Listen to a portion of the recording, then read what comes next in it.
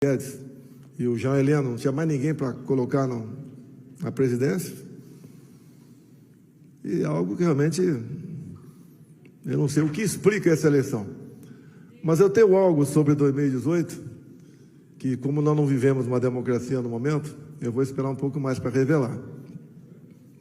Porque o que eu falo, eu provo.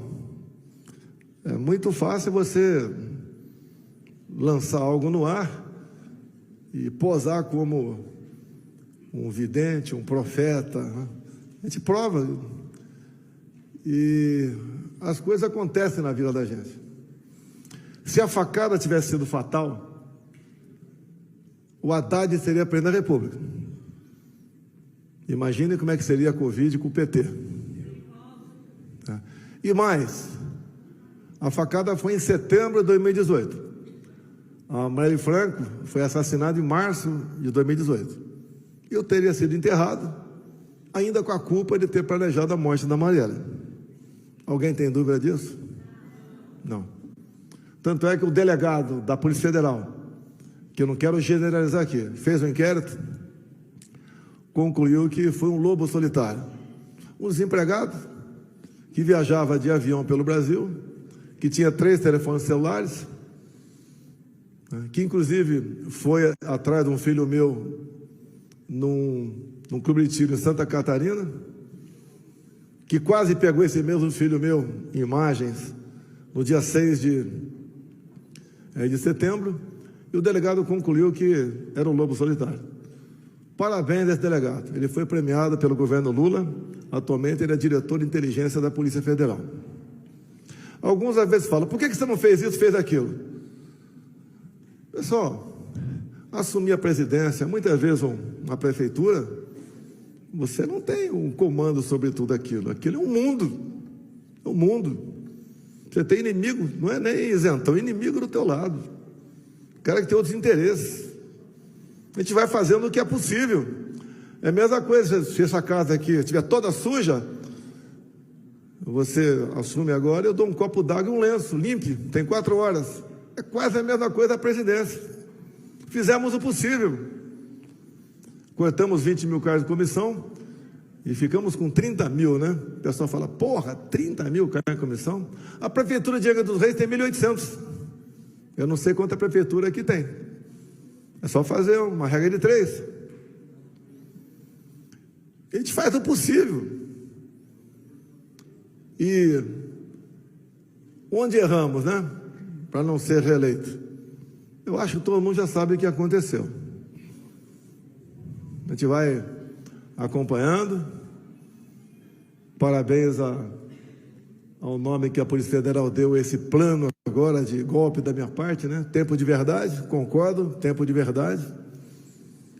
Estamos marcando agora, já marcamos para o dia 21 de abril o movimento em Copacabana, Rio de Janeiro. Tivemos o 25 de fevereiro em São Paulo. Eu peço que vocês, são 24 minutos, peguem o Malafaia falando cronologicamente o que aconteceu no Brasil. Vai ter a minha parte, entrou um pouco mais de política, né? E a gente vai dar prosseguimento a isso lá. Para mim, seria muito mais fácil eu estar do outro lado. Quando votaram a minha inelegibilidade, porque eu me reuni com embaixadores, não foi com traficante no Morro do Alemão, só teve uma questão de tranquilidade para mim.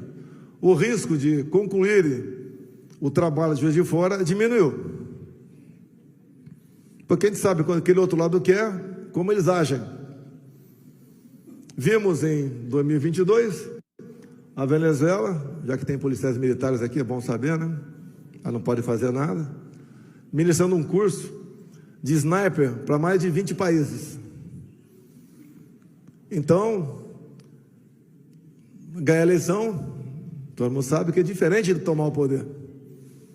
E essa semana, alguém ocupou a tribuna do Senado, pelo amor de Deus. Um cara condenado a mais de 30 anos, que durante o período militar, que dizia que lutava por democracia, mas estava lá em Cuba, junto com seus colegas. Tá? A história, o pessoal deve saber em grande parte o que é isso daí. Mas qual o problema do Brasil? É um país rico. É a mesma coisa, se alguém ganhar na Mega Sena aí, tem que tomar mais cuidado. É o Brasil, é um país fantástico. E em meados de 22, com o meu ministro das Minas e Energia, nós acertamos algumas coisas para o Brasil. Tá? A exploração de urânio em Santa Quitéria, Ceará, e no sul da Bahia, bem como lítio no Vale do Jequitinhonha. Isso tudo agregando valor, não é entregando in natura para terceiros.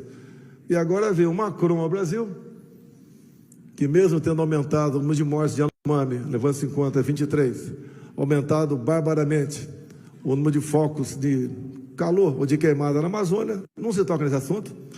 E o atual mandatário, que eu jamais passaria a faixa por uma pessoa com essa vida pregressa, acaba de assinar um acordo entregando isso a um outro país. Esse outro país, a França, sem urânio, não funciona, não tem energia.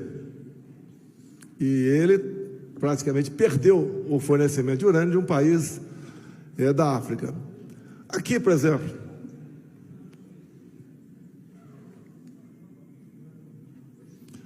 eu não vim aqui dar lição em ninguém. Mas, por exemplo, alguém entregou a mina de nióbio aqui de Catalão.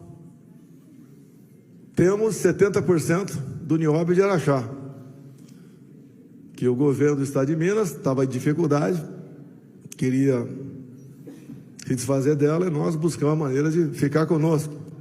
E temos também em 6 Lagos, o regime cubano, venezuelano. Se ele é bem de vida, toma champanhe na Torre Eiffel.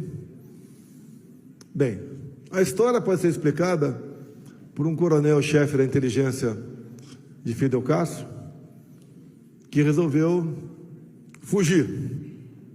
E resolveu fugir por quê?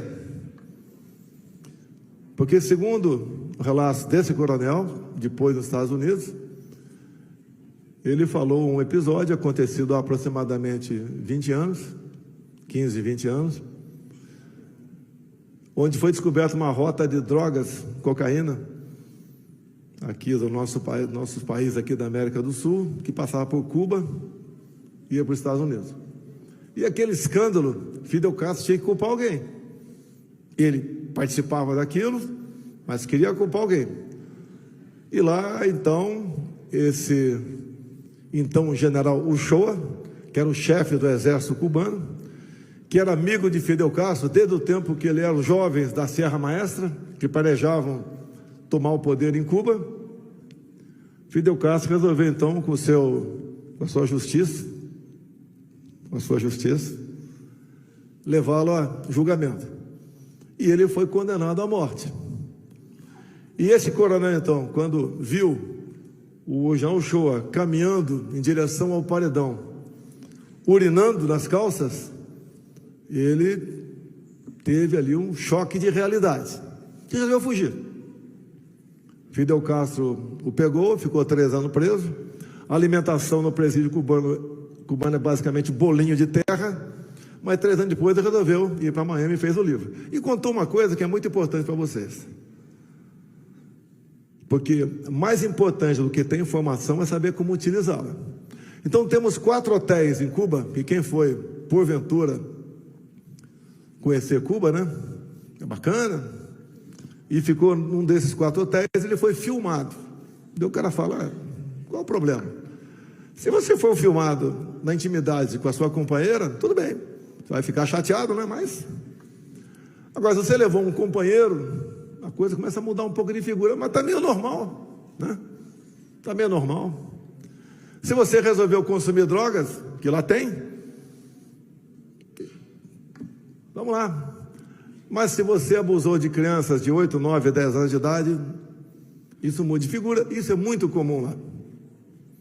Então, o que a gente pode entender dessas pessoas que já foram a Cuba e hoje defendem o comunismo, né, com muita vontade, é porque são reféns do serviço secreto cubano. Parece que no Brasil acontece a mesma coisa.